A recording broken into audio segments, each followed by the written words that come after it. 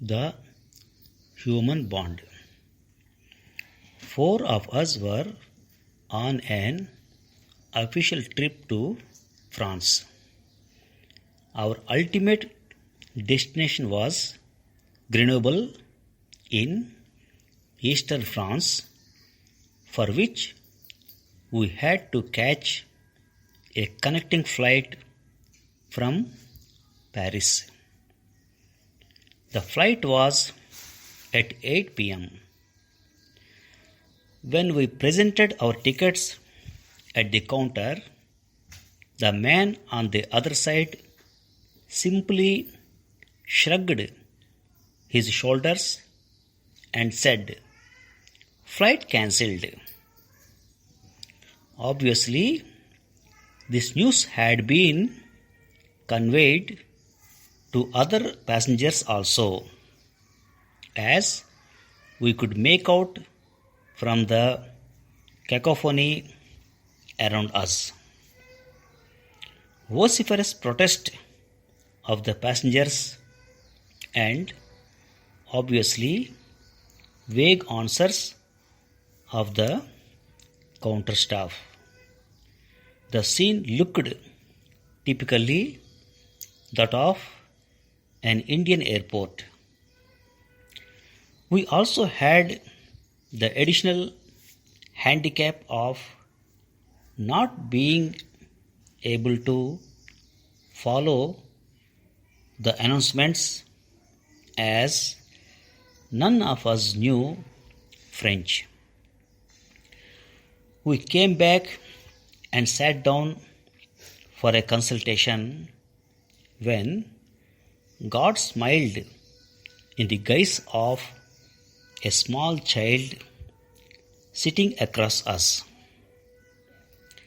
Somehow, the child took a fancy to us, and we also started playing with him. Occasionally, I could see the child's mother giving us an appreciative glance. Mothers all over the world are happy if her child is appreciated. This lady was no exception. It occurred to me that she, being of the younger generation, may know English. When I asked her, she said, "Yes, how can I help?" When we explained our predicament, she said she will help. Announcements were there in plenty, but not of our interest, as she kept on shaking her head after listening carefully to each of them. Ultimately, at around 10 o'clock, she said that a flight has been arranged which will go to Marseille, but it will drop us at Grenoble. So, thanking the lady and saying goodbye to the child, we proceeded. But when we saw the aircraft, our hearts missed a beat. I have not seen such a dilapidated looking Airbus in my life.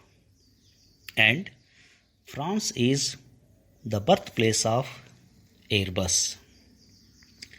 Inside also, the craft was no better. It seemed they had pulled out the aircraft from the repair hangar. Anyway, there was hardly anything we could do. Hoping our Indian gods had jurisdiction in France also, we took off. The flight safely landed in Grenoble at midnight. It seemed the whole airport staff was out there to greet us. Actual fact was that Grenoble Airport handles only a few flights a day and closes off at 9. So they were eagerly waiting for us so that they could go home. We were quickly ushered in through all the formalities, and I could see as we made our way out of the airport, lights being switched off behind us, doors being closed. So efficient were they that as soon as the last passenger stepped out, they had locked the airport and disappeared. The local people who had their cars in the parking lot were the next to vanish, leaving only the four of us looking at each other. There were no taxis, no soul in sight. Suddenly, one of us saw a mini double-decker bus standing a bit far away. We picked up our luggage and ran. 2 passengers were inside and the driver was getting ready to start. We stopped him and then, using a mixture of English, gestures, paper scribbling, conveyed that we were booked in a hotel. Could he drop us there? He said, "Sorry, the bus goes to the town center only, and your hotel is on a highway 20 kilometers on the other direction." Again we started our cajoling and added that we were willing to give extra for his kindness. That worked. Once at the hotel, he was very nice. He woke up the hotel staff for us, verified that our reservations were indeed there before he left with a good morning. The chaotic scene at the Paris airport, the sweet child, the help from the lady, the dilapidated aircraft, the scene at Grenoble where the staff literally pushed us out, then this bus driver's willingness to help us once a little incentive was offered were so like experiences at home that we felt happy to realize that human nature is basically the same all over the world. Now, some of the words used in the above passage and their meaning. The man on the other side simply shrugged his shoulders.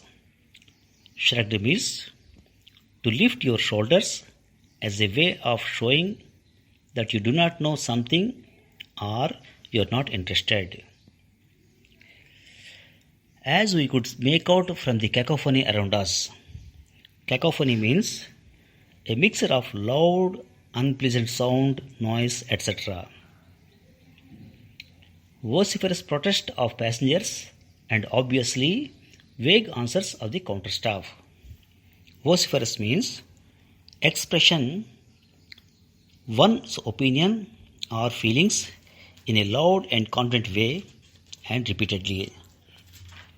Vague means not clear or definite. The scene looked typically that of an Indian airport. Typically means in a way that shows the usual qualities of a particular person, type or thing. Somehow the child took a fancy to us. Take a fancy to somebody means to form a liking for. We explained our predicament.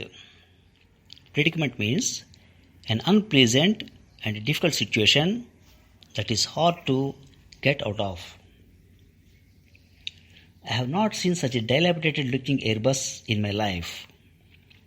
Dilapidated means buildings, furniture, etc. old and broken. Airbus means an aircraft designed to carry a large number of passengers economically, especially over relatively shorter routes. We were quickly ushered in through all formalities. Usher in means direct, guide, escort, or steer. We stopped the bus driver and then, using a mixture of French, English, gestures, paper scribblings, conveyed that we were booked in a hotel. Convey means to make ideas, thoughts, feelings, etc. known to somebody. Again, we started our cajoling and added that cajoling means to persuade a person to do something. The chaotic scene at Paris airport. Chaos means a state of great disorder. Thank you for listening.